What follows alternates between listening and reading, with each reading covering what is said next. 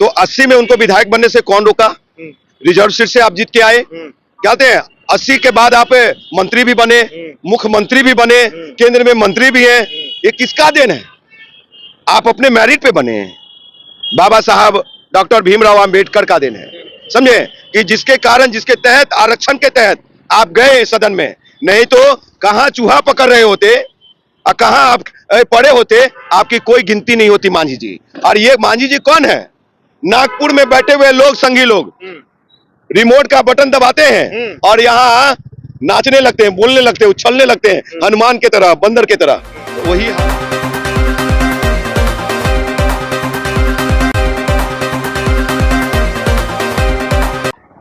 21 अगस्त को भारत बंद था और भारत बंद कराने के लिए जितने भी SC ST के लोग सड़कों पे थे वो सब के सब स्वार्थी थे। ये मैं नहीं कह रहा हूं, ये स्वार्थी की बात जो है ये मैं नहीं कर रहा हूं, ये स्वार्थी की बात दलितों के नेता जीतन राम मांझी कर रहे हैं। जी हां, नमस्कार, मैं अभिषेक और आप देखना शुरू कर चुके हैं आपका अपना चैनल बीकेएम खबर। देखिए अब जो है कि जीतन राम मांझी जो है कि वो लगातार कह रहे हैं कि हमारे बेटे को आरक्षण की क्या जरूरत है। उन्होंने साफ तौर पे कह दिया कि जो भारत बंद का समर्थन कर रहे थे वो स्वार्थी हैं। इस पे बात करने के लिए हमारे साथ दलितों के नेता इंजीनियर राजकुमार पासवान है। कैसे देखते हैं? अब तो आप लोग स्वार्थी हो गए जी। देखिए, हमारे गार्जियन हैं, 80 के दशक से वो राजनीति कर रहे हैं, बड़े अनुभवी हैं, लेकिन मुझे लगता है कि वो मानसिक संतुलन खो चुके हैं। ये पहले बताएं जीतन राम मांझी जी कि 42 साल के राजनीतिक काल में, 42 साल के राजनीति में कितने मांझी भाइयों को नौकरी रोजगार से जोड़ने का काम किया। और जो ये बार बार कह रहे हैं कि 4 जातियां मलाई खाया है, तो 80 में उनको विधायक बनने से कौन रोका? रिजर्व सीट से आप जीत के आए। क्या कहते हैं, 80 के बाद आप मंत्री भी बने, मुख्यमंत्री भी बने, केंद्र में मंत्री भी हैं। ये किसका देन है? आप अपने मेरिट पे बने हैं। बाबा साहब डॉक्टर भीमराव अंबेडकर का देन है, समझे, कि जिसके कारण, जिसके तहत, आरक्षण के तहत आप गए सदन में। नहीं तो कहां चूहा पकड़ रहे होते और कहां आप पड़े होते, आपकी कोई गिनती नहीं होती मांझी जी। और ये मांझी जी कौन है?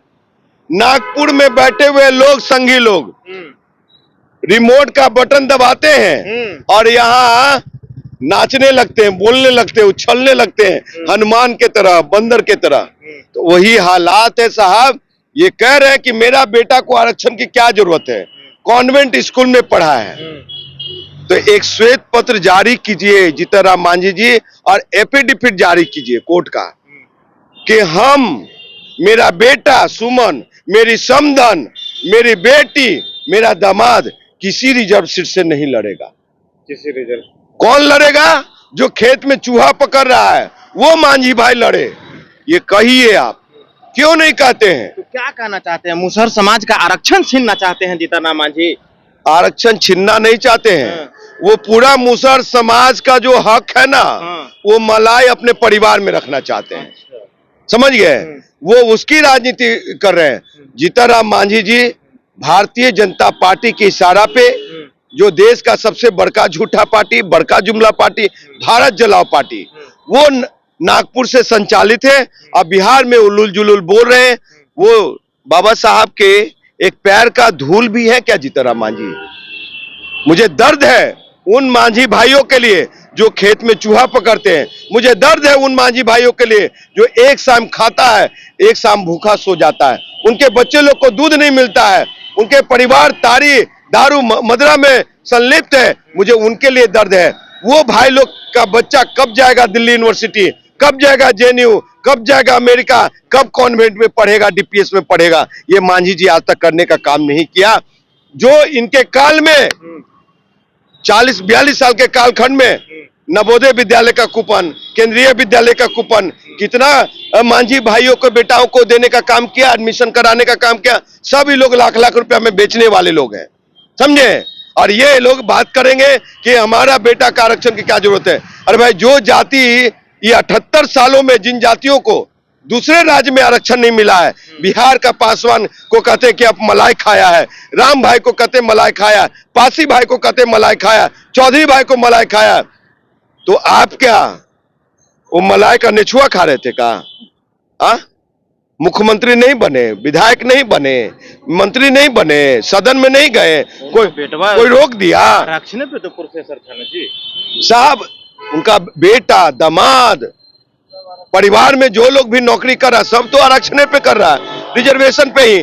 पासवान जाति, बिहार के पासवान जाति को 28 राज्यों में से महज 6 राज्य में आरक्षण मिलता है। उस राज्य के अनुसूचित जाति के सूची में शामिल नहीं है। 22 राज्यों में, 22 राज्य में अनुसूचित जाति की सूची में शामिल नहीं है। और आप कहते हैं 78 सालों में। साहब, रिजर्वेशन का फायदा तो हमको, हमारे समाज को नहीं मिला। हम दिल्ली में पढ़े, इंजीनियरिंग किए, हमको आरक्षण का लाभ नहीं मिला। हम दिल्ली यूनिवर्सिटी में नौकरी किए, हम आरक्षित सीट पे नहीं थे। तो बताइए कि आप बात करते हैं अपने बेटा का। अरे आपके जैसा एक दलित का, बाबा साहब का मानने वाले लोग, उनके मार्गदर्शन पे चलने वाले लोग, इंजीनियर राजकुमार पासवान, जिसको भी आरक्षण नहीं मिला। और अभी जो करता है कि आज के डेट में जो लोग उनको कॉलेजियम सिस्टम नहीं दिखता, उनको ईडब्ल्यूएस नहीं दिखता। जीतन राम मांझी जी उस दिन कहां चले जाते हैं जब बिहार में जातीय जनगणना होती है और हाईकोर्ट उसको खारिज कर देता है, उसको खत्म कर देता है कि ये नहीं लागू होगा, नहीं होगा। तो उस समय क्यों नहीं मुंह पे टेप चिपका हुआ था जीतन राम मांझी जी को? जातीय जनगणना में उनकी जाति 3% है और कहा गया था कि जिसकी जितनी संख्या भारी उसकी उतनी भागीदारी। तो जब भागीदारी की बात आई तो आप आरक्षण को उल्टा दिशा में ले जा रहे हैं। आप कहना क्या चाहते हैं? मुझे तो लगता है कि देश का दलित, बिहार के दलित, ऐसे नेताओं को नकार देना चाहिए। और अभी ये इमामगंज से किसको लड़ा रहे हैं, किसकी चर्चा चल रही है? कोई गरीब मेरा मुसहर भाई जो खेत में काम कर रहा, चूहा पकड़ रहा, अगर हो हिम्मत तो, अगर हो ताकत, अगर हो मादा, इतनी बड़ी उदारता हो तो उनको टिकट देके गरीब आदमी को और सदन पहुंचाने का काम करो, तो ना समझे, सदन पहुंचाने का काम करें। तो देखिए, ये राजकुमार पासवान है और इनका ये विचार जीतन राम मांझी के प्रति है, जो कि एक दलित के नेता है और आरक्षण पे लगातार हमला करते जा रहे हैं। लेकिन अब आपकी क्या राय है? अपनी राय कमेंट बॉक्स में जरूर दें। बने रहे बीकेएम खबर के साथ। जय हिंद, जय बिहार।